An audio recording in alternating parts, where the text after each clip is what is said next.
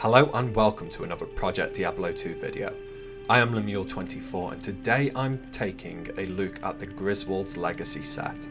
The elite sets in Project Diablo 2 have had a rework, making them potentially more viable. I thought it would be a good idea to make a series of videos exploring them. The Griswold set is made up of 4 items: armour, helm, shield and one-handed weapon, and it's probably the rarest set in the game. However, until changes made in Project Diablo 2, it's always been pretty much useless. If you want to see the changes in a bit more detail, check out the Project Diablo 2 wiki, there's a link in the description. So, a quick run through of how I'm going to set out this video. I'm going to go over the stats, skills and gear first, then where and how to use the build, and then at the end I'll give my overall verdict. But before we get into that, make sure that you are subscribed to the channel and hit like if you enjoyed the video. So, we'll start off with the gear in question. Griswold's Valor, the set Corona is the helmet. This can in differences on resistance and magic find as well as enhanced defense. The resistances and the magic find are what's important.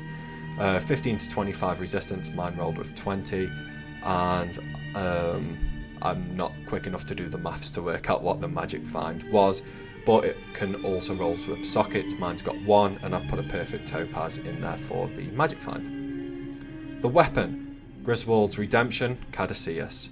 So this is pretty rare. In terms of what it actually offers to me as a Holy Bolt Paladin, it's not much, as we use faster cast rate, not increased attack speed.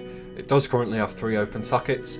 If I had the currency to just use on this and I was using the build enough, I'd probably put 3 Est runes in there and maximise my magic find. The armour can roll 1 or 2 to Paladin skills, this one's rolled 2. It can also roll 10 to 20 strength, mine's rolled a minimum 10. I've made use of the 3 sockets by putting 3 perfect topazes in there, again to boost that magic find rating. Griswold's Honour, the Vortex Shield. Rolls 35 FCR, 65% faster block rate and 20% increased chance of blocking, as well as 35 to 45 resistance. So defensively this is a superb option. It also rolls sockets, mine's got 3 and I've put perfect diamonds in there, which actually gives me a total res of 100, which is huge. For the full set you get 3 to Paladin skills, 20 FCR, 30 faster hit recovery, attack rating, strength, dex, life, 30 to all res and 25 magic find, which is all pretty nice. I've got some Trangul's Claws on the gloves for the 20% faster cast rate, an Angel Ring which has been corrupted for 9% faster run walk, a gold wrap with 28% MF, it's a little bit low but not too bad, a random 10% FCR ring, some triple resistance boots with 30 faster run walk and 12% better MF. The resistances on the MF are pretty low on those boots, but they're still pretty tasty even. So the amulet is 1 to Paladin skills, 10 FCR and a tiny bit of res. Good bit of dexterity on there though. In terms of charms, I've just got a random assortment, faster hit recovery, resistances, life, a little bit of magic find. The only skiller I've got is 1 to offensive auras, which doesn't increase my damage at all. I basically just found it and kept it on my Paladin. So, all in all, really you'd want to have a Torch, a Nihilus and a bunch of skillers to really maximise your damage. Stats. Strength is 152, that's a tiny bit of overkill because you need 148 for the Vortex Shield. I've obviously just picked up a couple extra points on my gear and haven't respect. Dexterity is 143, I'm currently level 83, so that's how much I need to hit max block once I've got Holy Shield on. And then the rest of the points go into Vitality, which has put me at 1200 HP, well, just over. Other important bits are faster cast rate. I've hit the 125 breakpoint, which is the max breakpoint, so my Holy Bolts will be coming out at a good rate of knots and firing all over the place. And my magic find sits at 237, which is quite a chunk of magic find. In regards to the skills, obviously Holy Bolt is the main attack. and as such you put 20 points into that, 20 into the synergies, which are Holy Light, Fist of Heavens, Holy Nova and Prayer. You want to make sure you've got a point into Holy Shield. I've put a point into Joust as well, which can sort of be used as a teleport kind of thing. The idea for me was I'd be able to use that on my way through the River of Flame to the Chaos Sanctuary. Auras. There are no auras that directly impact the damage of Holy Bolt, so you're kind of at your own devices on what you choose to put in. Personally, I like to use Redemption for the mana sustain. There's been some changes to Redemption, so the life recovered is really low and you probably won't even notice it at all, but the mana recovered is still pretty good, so if you've got that aura on, you won't run out of mana. Holy Bolt is pretty mana intensive. Obviously there's also Vigor, which increases your faster run walk, which is a great utility spell to use. In terms of where you would farm using this build, I would suggest the Pits, the Chaos Sanctuary and Travincle. The build is capable of clearing all content, including maps, but it is really slow to solo maps. That could possibly be different if I had a more bulked out inventory, but that's the case for me. I'll quickly show off each of those mentioned areas so you can get an idea of what the build looks like in action, and you'll get an idea of what the run times are like. So, we'll start off with the Pits, over to the Outer Cloister, and we get Vigor on.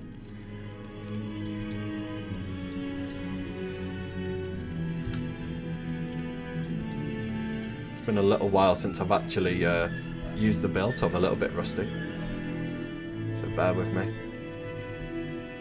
Fingers crossed we've gone the right way. Oh, nightmare, all the way back.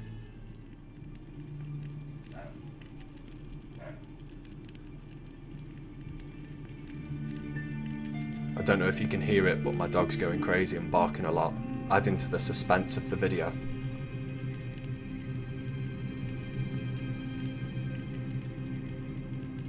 Okay, and we finally get to the Pits.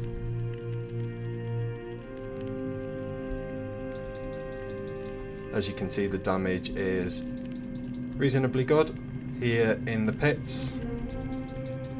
Takes care of the monsters pretty efficiently.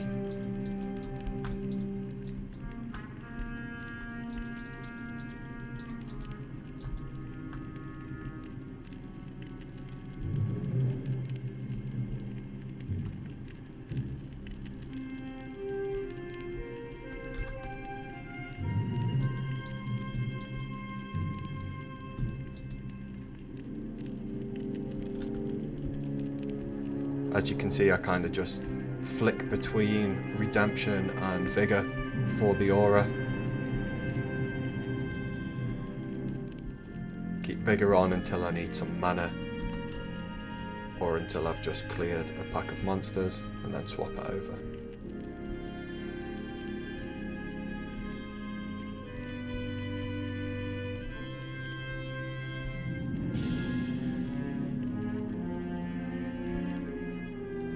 Game's ending in 27 minutes.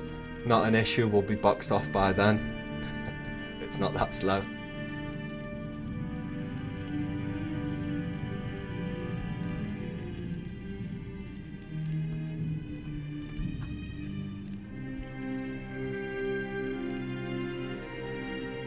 It would be beneficial if you could stick a Ravenfrost on there, or get a Cannot Be Frozen mod on a corrupted item. I haven't got that on there at the moment, and obviously it does slow you down. Looks like a Dust Shroud. 377 defense. If that was enhanced defense, I'd be using that. Okay, so into level 2. Ooh, set amulet. Fingers crossed that's the Talrashers. Ah, Tancred. What a waste.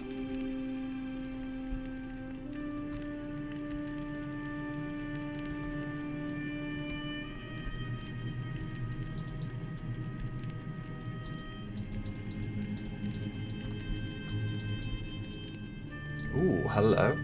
Ethereal Thresher. Nice. A great drop.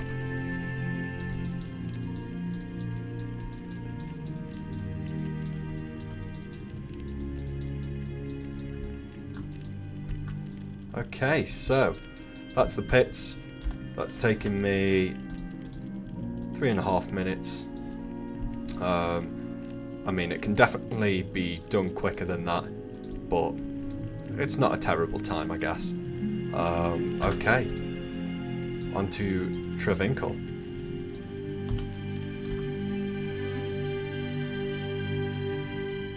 Be making use of the high resistances for this one, and you've got to hope that that the mercenary will stay alive because of the healing part of Holy Bolt.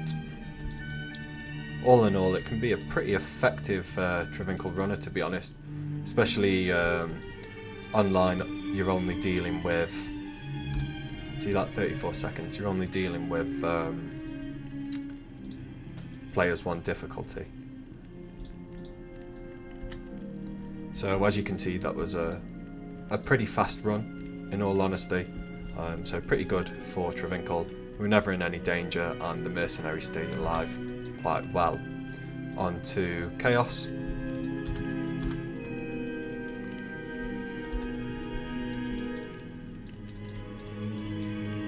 Always hit the elite packs on my way to Chaos Sanctuary. Absolutely important to have redemption on here, because obviously the ghosts will impact on your mana. What you could do is on Switch use the Nudge set staff, so that you can just sort of fly through this bit with teleport charges. That would definitely make it considerably quicker. It's taking me a minute just to get into the Chaos Sanctuary, which is pretty slow. The way I normally do my Chaos runs is I like to pretty much go for a full clear instead of just targeting boss packs.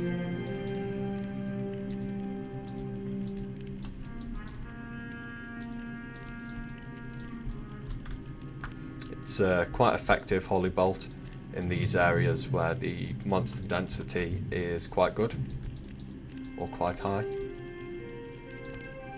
as it just shoots through the mobs.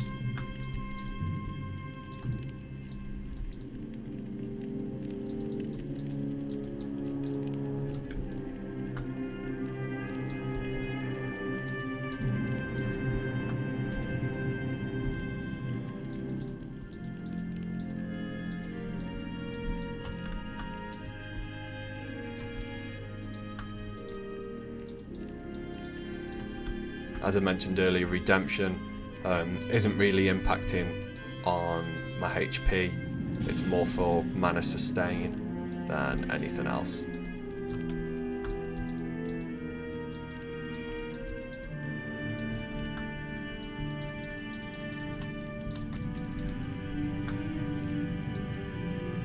I've used a couple of HP potions, but never really in any danger of getting killed.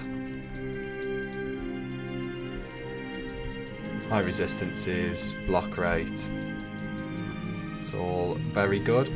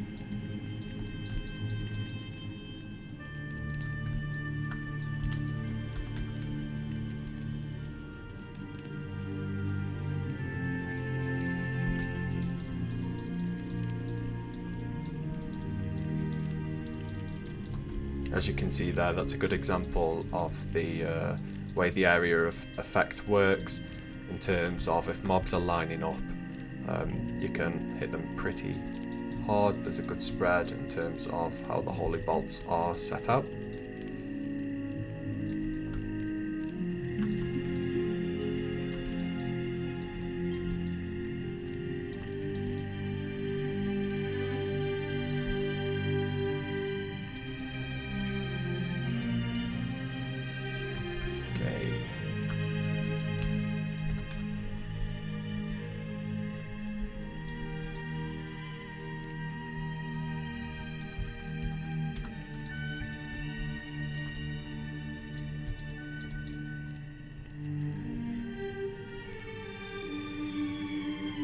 A test of whether the holy bolt is strong enough to keep the mercenary alive against Diablo.